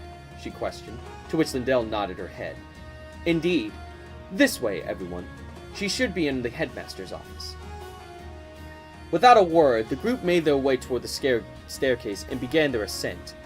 Their footsteps echoed throughout the open space, a testament to how massive of a room they were in. As they climbed, Cole's observing grew more intense. More and more Victorian-style decor littered the walls and floor, with statues, monuments, and paintings flourishing about. Even Galgantina Castle had similar furnishings. Perhaps this was a sign of Earth and Aromecia's first meetings with one another. Now the main question was who inspired who. Did Earth's people adopt this style of living in the 1800s, or vice versa? At this point, it was hard to say. Totally excellent. Totally excellent. Really? You think so? Thank you, Hunter. Thank you very much. Someone low-key needs to remake the Helluva boss mod of Friday Night Funkin'. Make it full, because there was low-key the most bodacious mod ever. Honestly, yeah. That was a pretty awesome mod, to be honest. I've seen it before. Also, hello, Magsy Art. Hello, Magsy Art. Thank you very much. Thank you very much. It really means a lot. Here we are, Lindell called out, pulling Cole from his thoughts. Just before them was a large oak door with a golden phoenix painting on its surface. He scoffed at it, finding it to be gaudier than he was expecting, and for what was essentially just a glorified principal. Whoever she was, she had to have been overcompensating for some reason. Britta slipped through them all, before turning to look at them all. Yeah, to look at them all. I might as well just say look at them. There we go. It sounds better. Please be sure to behave yourselves in front of her. She's a very important individual, so try not to speak out of turn. Her eyes darted towards Gabriel, which means no flirting, half-breed. Venezia scoffed, while her companions only snickered in response. With a roll of her eye, she tapped her finger against the door. The phoenix illuminated a bright ivory hue before it began to open to them. As soon as the doors fully opened, they entered, graced by the otherworldly display. The air around them sparkled, the ceiling looking like a dark midnight sky with stars to illuminate it. Cole couldn't help but gasp at the sight, while everyone else looked as if this was another Tuesday. The qualms of being from another world, so it would seem. High Priestess? The travelers from Galgantina have arrived. Lindell greeted, her head bowed along with Britta's. Silence enveloped the office as the lone woman sitting at her desk halted her writing. She slowly stood to her feet, her hand brushing her silver hair from her dark brown face. Her amethyst eyes glanced over the trio, as her dark lips curled into a soft smile. Ah, I was hoping you'd arrive soon. It's been quite some time since we've had visitors to our institute, she cooed, her arms crossed under her breasts. Cole's eyebrow raised as he looked up and down her body. Unsurprising to him, she was an attractive woman. A good pair of hips, thighs, breasts, the whole 9 yards. She wore a white dress with bits of gold sprinkled here and there, along with a silver choker around her neck. To say she was breathtaking would be an understatement. I guess it's not a script at your audio drama. This is my book, actually. So writing the script for Hark and the Helluva, so don't worry. It'll be longer than it was originally, and we'll get more impactful scenes, so good luck with the story. Thank you. Let's see. Venezia would be the one to speak to her first. We came from the kingdom of Galgantina, your grace. Your grace. By order of her princess, her majesty, Princess Abigail. We humbly thank you for your hospitality. She'd bow her head, with Gabriel and Cole doing the same. The High Priestess only snickered, her hand gesturing for them to relax. No need for formalities, while I do appreciate it. Princess Abigail's letter informed me of the situation. She slowly steps from behind the desk and circles around the trio, her eyes looking them up and down. Let's see, we have Venezia, captain of the elite royal guard, Gabriel, the half-breed mercenary. She stopped in front of Cole, her eyes twinkling with intrigue. She had seen many kobolds in her day, but none so refined and domesticated as him. Yeah, refined and domesticated as him. Her eyebrow raised as her hand raised his head to look at her from his chin. And then we have Sir Cole, I presume. The kobold with the ability to use the pedestals of ancient times. Am I correct? He looked up at her, his eyes locking with hers for a good few seconds. His brows furrows, his tail vibrating behind him. After what felt like minutes, he nodded his head and answered her. Yeah, that's right. It's a pleasure to meet you, ma'am. She giggled as she pulled her hand away from his chin. Please, call me Amira. And that's where the chapter, where I need to finish it up. Also, let me go ahead and save a new copy of this.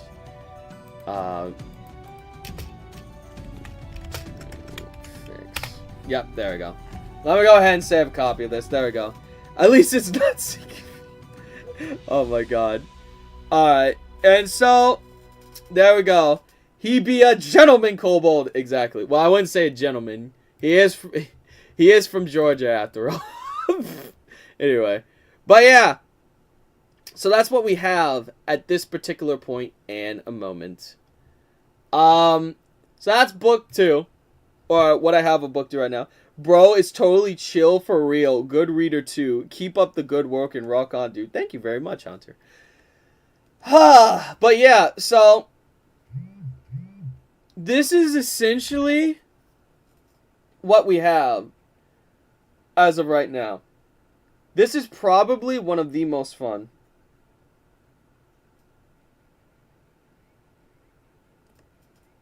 Hold on.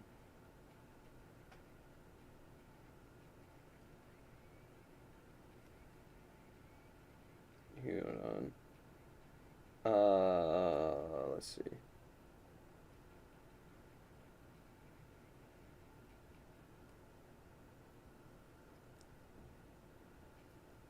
There we go. So yeah, honestly, I'm really happy with what I have right now. But yeah, we've wow, we got 29 more minutes, whole minute. Damn. If I were to read the whole first book, it would take like hours. Which I'm going to put that as a good testament as to me, like, you know, writing a good amount. So question is, should we write a little bit more? Should we write a little bit more than what we have? Or do I boot up Shadow the Hedgehog? Because I don't know. I don't know which one I want to do. I don't mind booting up some Shadow Z Hedgehog, but it's a little late. And I feel like a lot of people like watching me lose my fucking mind playing that game. So I may save that for tomorrow. So the story is called Aromecia. Is it something you have shared before? I have shared this book before, actually. The first book is out on Amazon as we speak. By the way, though, I am going to say that the book is for 18 plus. So anyone that is not at least 18 plus, don't even think about buying it, because no, it is not for y'all's eyes. This book is for adults. It's not, you know, it's not for y'all. So I'm just letting y'all know that beforehand, before y'all get the idea. But it is on Amazon right now. Aromecia, the first book of the Scales of Fate tip. It has the origin of... It has the origin and all that whatnot. So, yeah, also, yeah, I'm saving these things twice from now on, so that if something happens, then, you know, I won't have to worry about it, because apparently this is prone to happen with Open Office. So, yeah, that shit sucks. It has naughty words and nothing else. No, it has also NSFW scenes as well. So, yeah, just letting y'all know that. So, yeah, no, don't get the book if you're not of age, because that will not be good. Just letting you know that. But the first book is up. It's like 99 cents. And I'm doing a special giveaway where that's concerned. Essentially, the giveaway is if you buy the book, then read the book and leave a review on Amazon after reading the book. And if you screenshot it and send it over to me through either my Twitter DMs or through my Instagram, through my Discord DMs, excuse me, then you'll be entered into a raffle, and in that raffle you could very well receive a whole ass $50 Amazon gift card, an e-gift card. So it'll be instantaneous. You won't have to worry about waiting for it to arrive in the mail. It'll just be there right then and there. It'll just be there right then and there, and you'll be able to use that for whatever you want. So there's a little something that I have going right now. So if anyone is interested in winning some free money, well, essentially free money, because you're only really paying $1 for the book, and then you get $50 back for your added investment. Then yeah, you guys could possibly be able to get a whole $50 fucking gift card. So I'm just letting you know that that's going down for anybody that doesn't know or anybody that is unaware. So, you know, and yeah, just letting you know. Leave a review on the hub. Well, it's gotta be on. It's gotta be on. It's gotta be on Amazon. It's gotta be on Amazon. It's gotta be something I can see on Amazon. So, just letting y'all know that I've already had a couple of reviews from individuals, and I have a couple of friends of mine that are also reading the book as well. Gabriel is one of them, and Haru is also another one. The one that my friend from Brazil, who is kind of also doing art, or has done art for the Human and Hellhound before, and also a little bit for other things as well. I did a video when that whole thing was happening over there in Brazil. So yeah, I'm fairly certain that some of y'all know who he is. So yeah, so I already have a couple people reading that too. So there's more people that's going to be entered into this badass raffle. So I'm just letting you all know that right now. So yeah, just letting y'all know that. So bada bing, bada boom, blah blah blah. You know, just giving the heads up so that people can be in the know and be in the So basically so people know. I don't want to be the guy that had something going down. So yeah.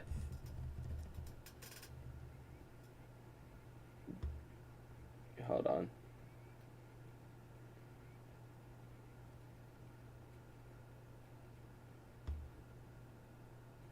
Hold on. And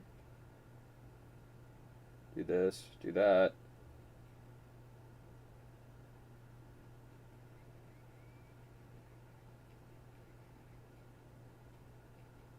There we go. Okay, there we go. And yeah. So yeah. Let's see. Well, I did say this was a writing and chat stream, so so let's go ahead.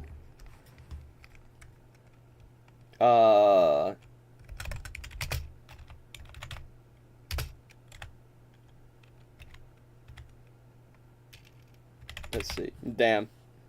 Now I'm getting freaking, what's it called? Now I'm getting, oh yeah, I forgot the music's not on. That could be a problem. Did I close it? I closed my music. Damn. That's why there was no music. Anyway, let's see. There we go. Bring that shit back up. Thank you.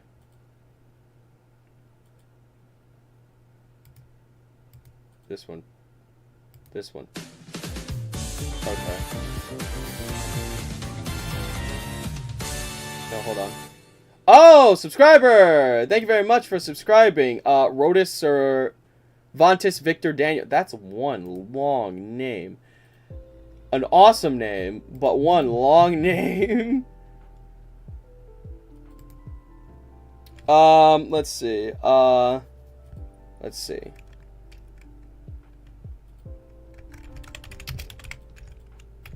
Zol.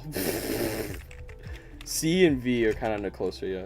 Cole forced a smile. Cole forced a smile. His tail continuing to vibrate behind him.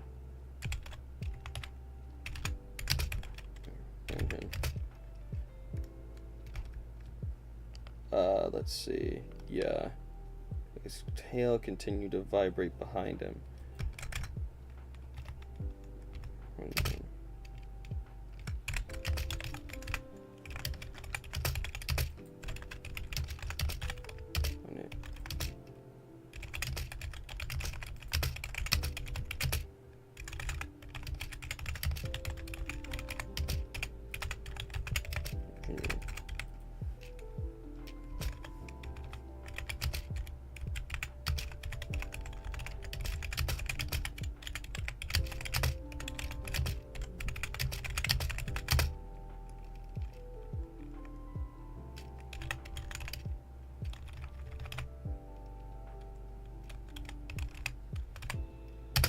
They tremble.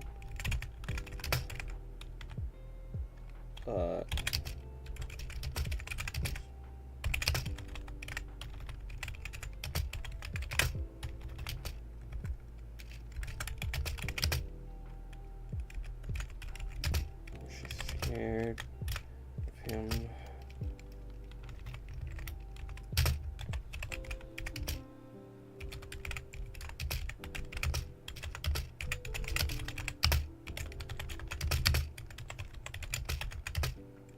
in the Institute.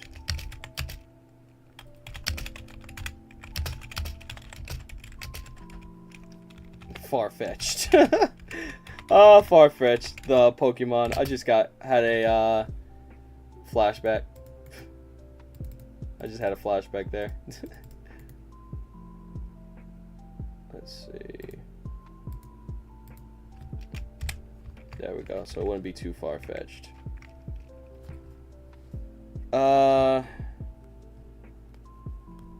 Hey Zach, I have a question. What would happen if Zach and Luna, Ziggy Fiend and Reaper were in Castlevania Nocturne? They'd be in Castlevania Nocturne, clearing house, most likely. That's the best way I could put it. So it wouldn't be too far-fetched.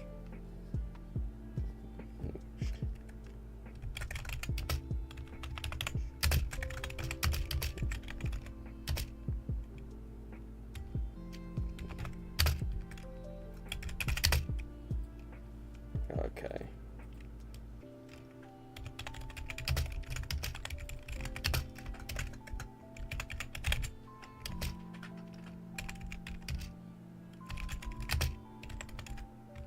Her arms. It would be arms, not hands. No, wait. Would it be hands? Yeah.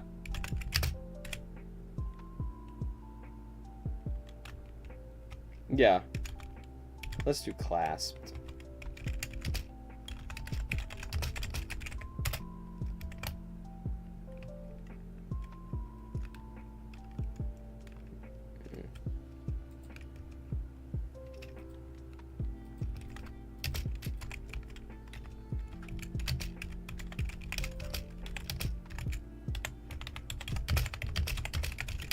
Arrived sooner than what you did. Sooner than what you did. I had expected for you all to have arrived sooner than what you did. Indeed. Sooner than what you did. It's already past noon at this point.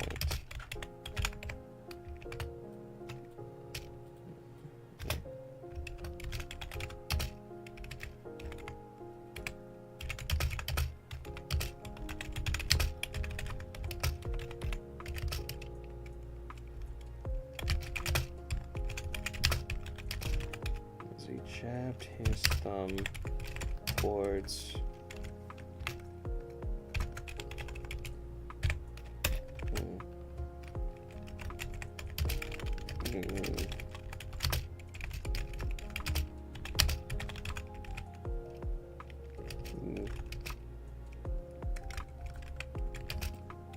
let's see, but Miss Boom Boom over here. No. Let's see, but Miss Boom bitch over Miss Boom bitch over here decided to attack us.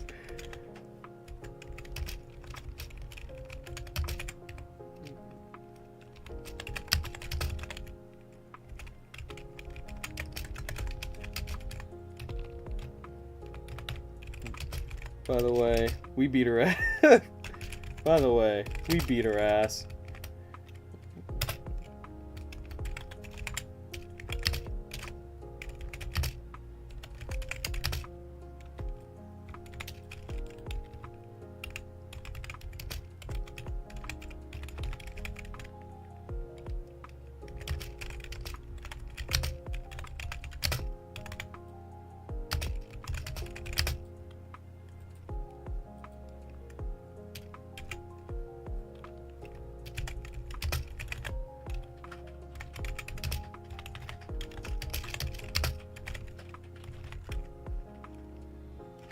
Also, hello, Anime Productions.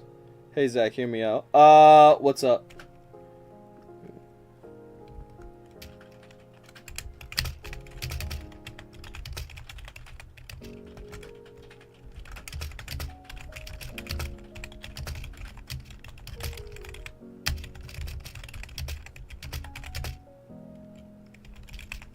Venezia from the thumbnail of this stream is an S tier. Huh? Did someone say a furry lady, a furry waifu that I created was an S tier? My life is complete. My life is fucking complete. My life is fucking complete. Well, you know what that means. I gotta get more Art of Venezia made. Let's get it. Let's get it. Let's get it. Pin up art. Let's go. Let's go. I may actually do that. Who knows? Yeah, let's go. And not only that, but she's a woman of color. Well, she's supposed to be. She's supposed to be of African descent, or in this world's version of Africa. But that's what she's supposed to be. African descent. Oh, you made her? Yes, I did make her. That is actually one of the main characters in Aromecia. So yeah, that is actually a character that I myself created. Of course, I didn't draw her well, I did draw her. I drew her, but I had gotten somebody to do the finalized designs of her so that we have, yeah. All I can say is wood. My man. My man. Thank you very much. That really means a lot. I really when I make like waifus like that, having a person say that is actually like having a person say that is actually a high quality waifu, it means a lot, honestly.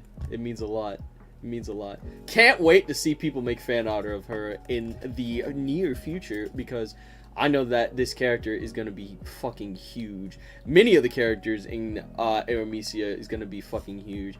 Because I'm going to work towards making sure it does. Because if the Human and the Hellhound can get as big as it does, so can also Aromecia and everything else that is being created. So yeah. So yeah. That's the plan. That is the plan.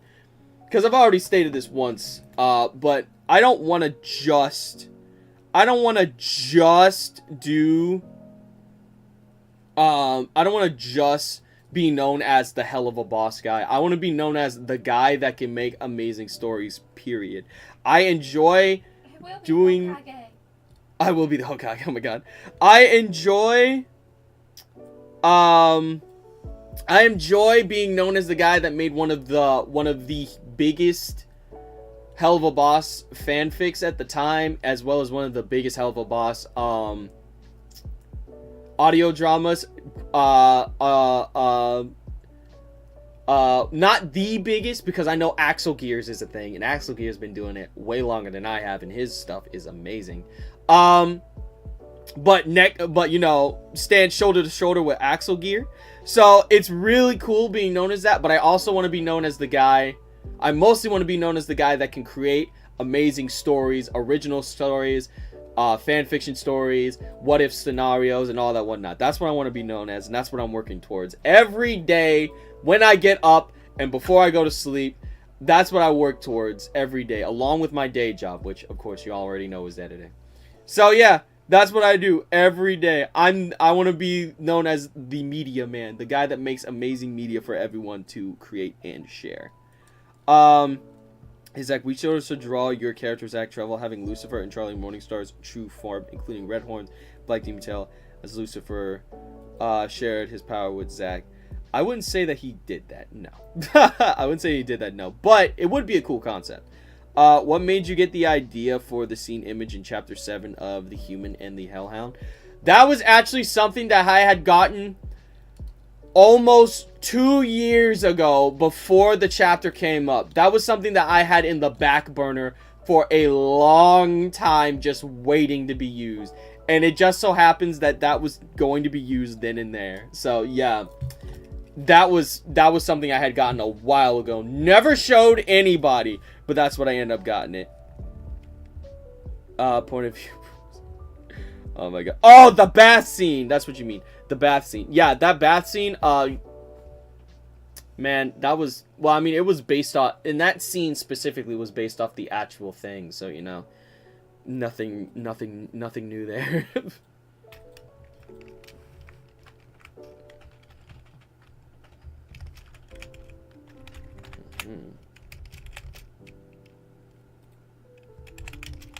Let's see.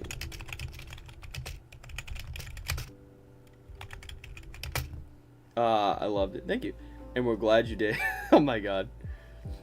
I thought about not even putting that scene in there, but you know, I found a workaround to make it more safe for work for YouTube, so you know, bada bing, bada boom. You know, it all worked out well in the end.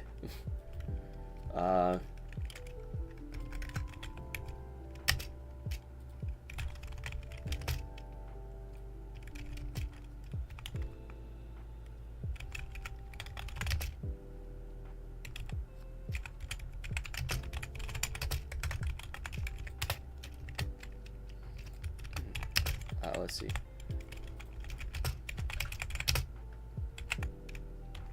My apologies for her brashness. Yeah, that's a word. Brash. My apologies for her brashness. She can sometimes act without thinking. I'm thinking when it comes to the Institute's safety.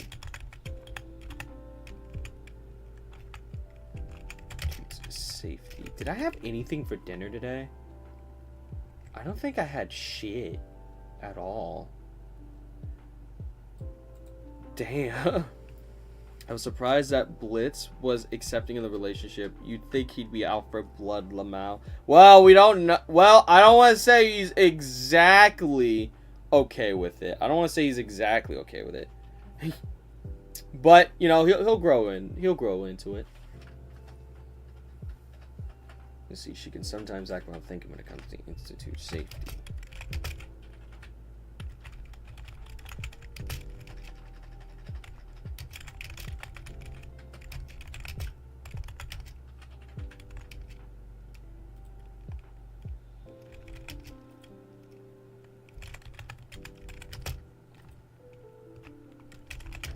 Let's see.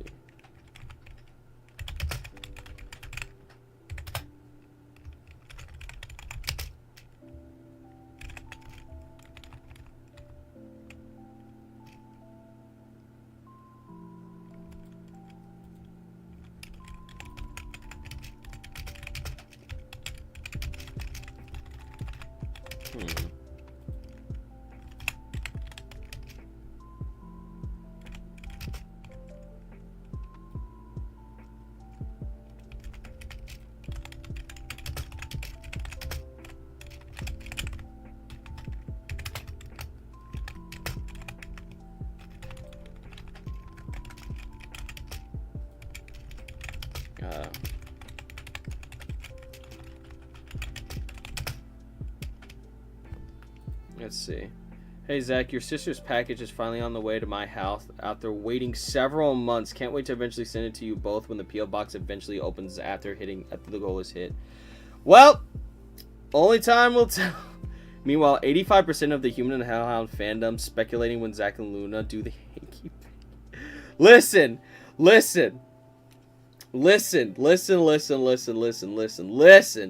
I already knew that was gonna happen at some point. That's not new. That's not new, because I know Helluva Boss fans.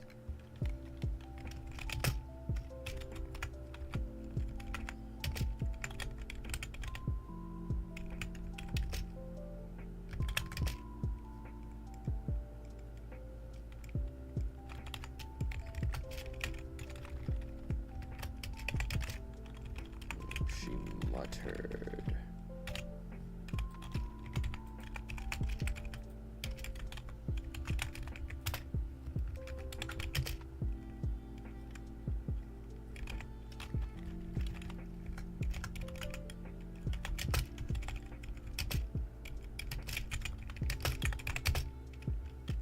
Well, with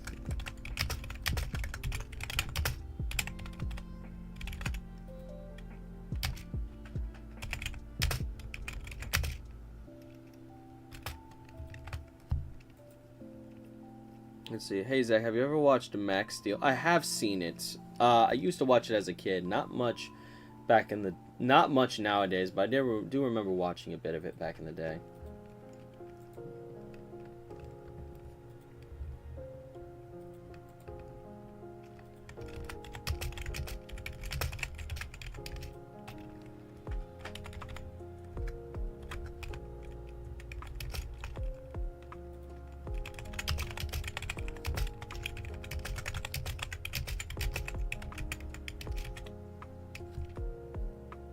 see.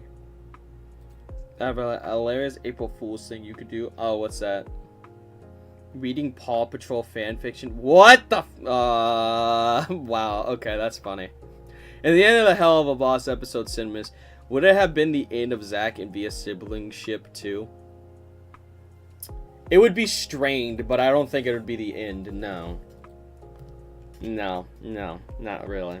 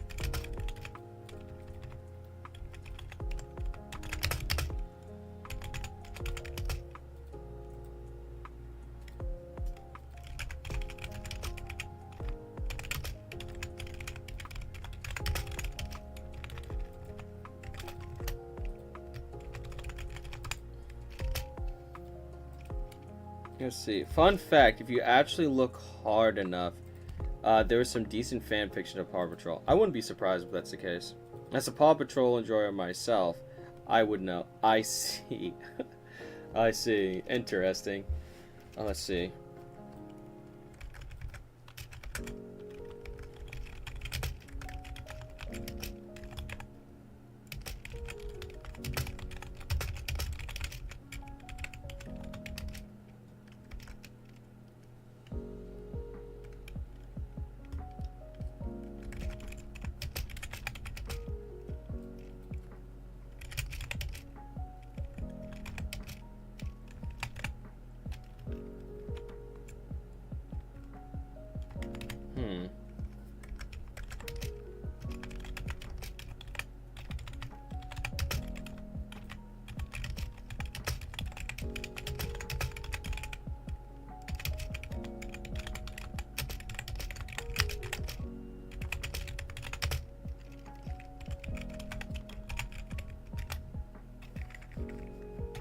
Oh, god dang it, I have insert on. I hate it when that happens sometimes. It always throws me off when I have insert on and it messes up my writing. Let's see. To the coming celebration. I spelled celebration wrong.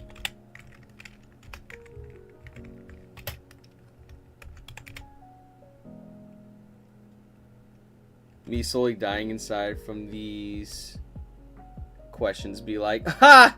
Wow.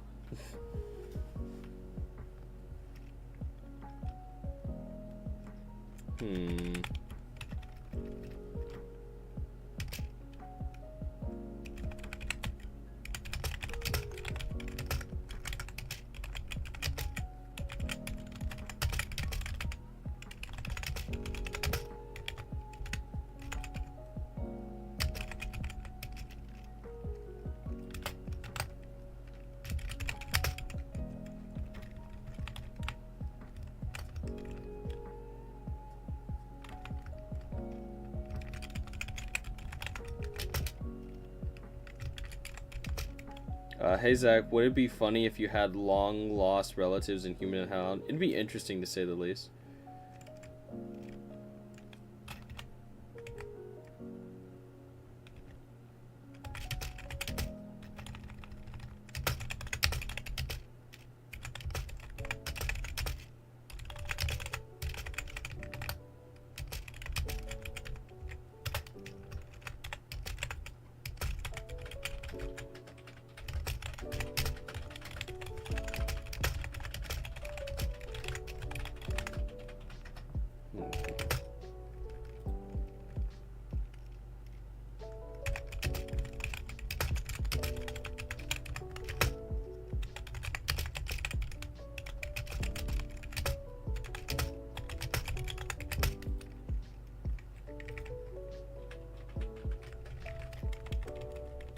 Let's see. What function do you have going on here? No one answered, only looking at him with confusion. He stared back silently, only to realize he had done it again. Slang. Earth slang. Earth slang.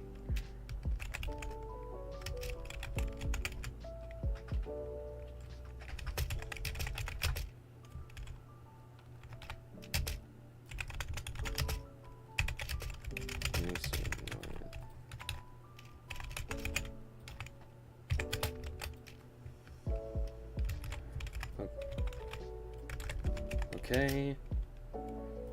Okay. Don't know what that word means. Okay, don't know what that word means. Okay, y'all don't know what that word means. Okay, y'all don't know what that word means.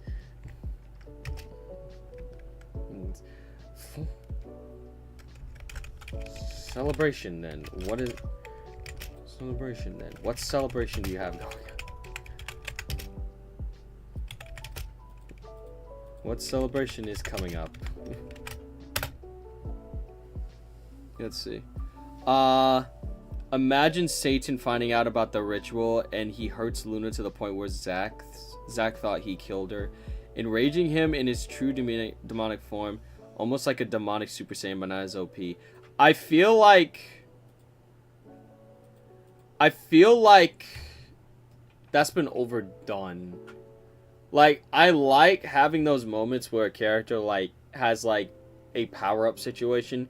But I feel like having it be because someone got hurt, I feel like it's overdone so much. So it would have to be through a different means. That's all I'm saying. What celebration is coming up? I just realized it's 2 o'clock in the morning. Let me see. What celebration is coming up?